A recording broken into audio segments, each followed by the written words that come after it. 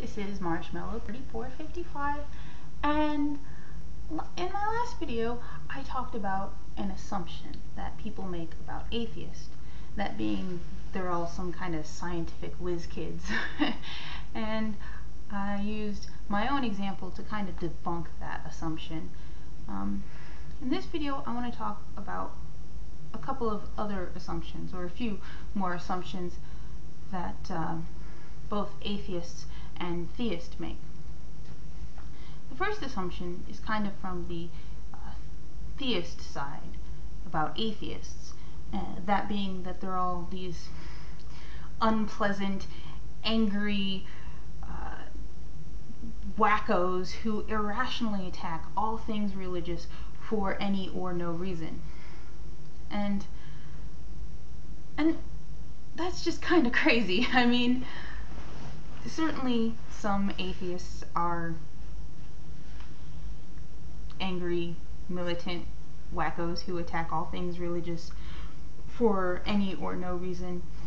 And some of us are angry, militant people who rationally attack religion for very good reasons. And that's kind of beside the point. The point is that that's an assumption that people make, that atheists are crazy, militant wackos. On the atheist side, I have a few assumptions for us to talk about theists. The first being that all theists are completely irrational and reject all science whenever possible for no reason other than it might make them think. Damn those scientists. Second assumption is that all theists equal Westboro Baptist Church people.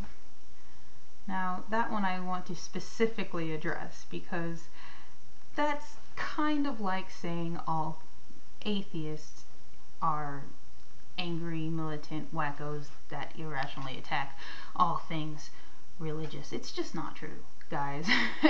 It's just not. The Westboro Baptist Church are fringe backwoods loonies howling at the moon. I've never met anyone who says otherwise. Atheist, theist, we can all tend to agree on the Westboro Baptist Church people. They're silly. My third assumption from the atheistic side comes from atheists who used to be believers. And a lot of atheists who used to be believers assume all believers are the type of believer that they used to be. Now, that's also very, very crazy, you guys, because you know as well as anyone else that there are as many type of believers as there are believers. I kind of talked about that in my American Theocrats video. All believers interact with their faith in different ways, and even people who have or espouse the same belief system or structure actually go at it in completely different ways. So that's just silly. You shouldn't make assumptions about people, and that's really the basis of this video. Don't assume that you know what people think or believe or how they act. If you want to know, ask them. If you're an atheist, don't assume you know what a theist is going to say. Ask them a question and listen to their answer, and take them at their word. Now, if they say something crazy, tell them that they've said something crazy. And this goes for theists too. Don't assume you know what an atheist is going to say. Ask them. our assumptions come from our technology, actually. We tend to gravitate to people who agree with us and away from people who disagree with us. And I maintain that this is detrimental to us as individuals and as a society. It is good for people to disagree with you. It is good to have a conversation with people who do not see the world the way you do.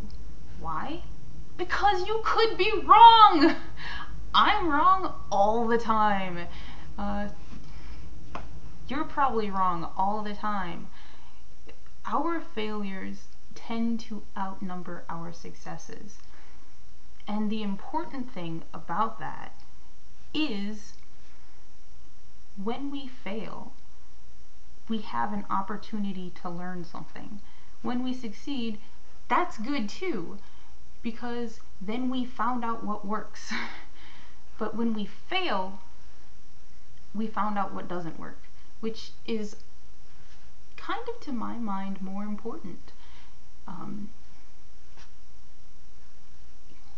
When you beat your head against a rock, ow, that hurts. Stop doing that, dummy. And when you do stop, when you do learn something, you have achieved something. You